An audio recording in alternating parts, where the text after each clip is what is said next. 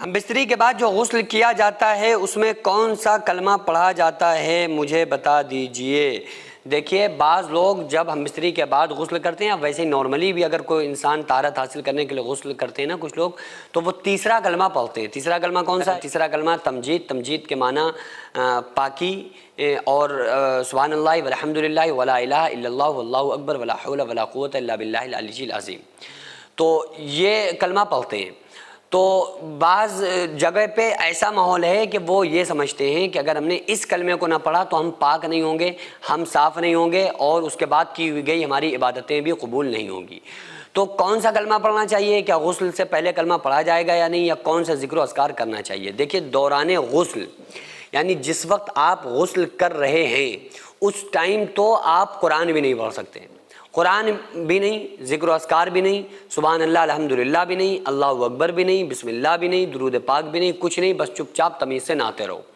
یعنی کہ جب آپ غسل کر رہے ہیں نا تو دوران غسل آپ کو کچھ نہیں پڑھنا ہے۔ بھئی آپ پاکی حاصل کرنے کے لیے غسل کر رہے ہیں تو آپ کا فوکس وہ فرائض پر اور سنن و آداب و مستحبات پر ہوگا، یا وہ اس پر رہنا چاہیے کہ ہاں ہم کیا پڑھ رہے ہیں کیا نہیں پڑھ رہے ہیں؟ پاک ہو لو پہلے چپ چاپ، پھر اس کے بعد پڑھتے رہنا، شام تک پورا دن پوری رات پڑھتے رہو، کوئی پرابلم نہیں ہے۔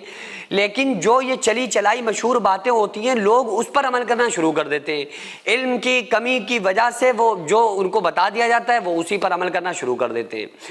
تو میرے بھائی اگر آپ غسل کر رہے ہیں تو غسل کے دوران تو آپ کو کچھ نہیں پڑھنا ہے، ہاں غسل سے پہلے بسم اللہ الرحمن الرحیم آپ پڑھ لیں، کیونکہ یہ ایسے پڑھ لیں کہ ہر کام نیک کام شروع کرنے سے پہلے بسم اللہ پڑھنا چاہیے۔ غسل کرنا بھی ایک بڑا اچھا عمل ہے، نیک عمل ہے، تو آپ اس سے پہلے بسم اللہ پڑھ لیں۔ باتھ روم میں جانے کے بعد نہیں، پہلے آپ نے نیت کی نا کہ ہم بس نہانے جا رہے ہیں، غسل کرنے جا رہے ہیں، تو بس آپ بسم اللہ پڑھ لیں۔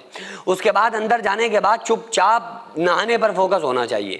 پھر اس کے بعد نہ کلمہ آپ کو پڑھنا ہے، نہ پہلا کلمہ پڑھنا ہے، نہ تیسرا کلمہ پڑھنا ہے، نہ کوئی کلمہ پڑھنا ہے، نہ کوئی ذکر و اذکار کرنا ہے۔ آپ کا سارا فوکس ہونا چاہیے ان شرائط پر جو غسل کے لیے ضروری ہے۔ یعنی کہ اگر آپ ہم بستری کے بعد، جیسا کہ سوال ہے ان کا، ہم بستری کے بعد اگر آپ غسل کر رہے ہیں تو بہتر ہے کہ آپ برہنہ ہو کر غسل کریں، سارے کپڑوں کو اتار دیں پھر غسل کریں، اور جو جہاں جن جگہوں پہ نجاست لگنے کا اندیشہ ہے ان جگہوں کو اچھی طرح سے رگڑ کے صاف کرنا یہ ضروری ہے۔ تو اس نجاست کو دور کریں، اس نجاست کو ختم کریں، اس کے بعد وضو کر لیں، پیروں کو نہ دھوئیں، پھر اس کے بعد فرائض کو ادا کریں۔ تو بہرحال سارا فوکس جو ہونا چاہیے وہ ان فرائض غسل میں کیا ہیں ان پر ہونا چاہیے، ہم کیا عمل کر رہے ہیں اس پر ہونا چاہیے، کہیں پہ ناپاکی کے اثرات باقی نہ رہیں، ان چیزوں پر ہمارا فوکس ہونا چاہیے۔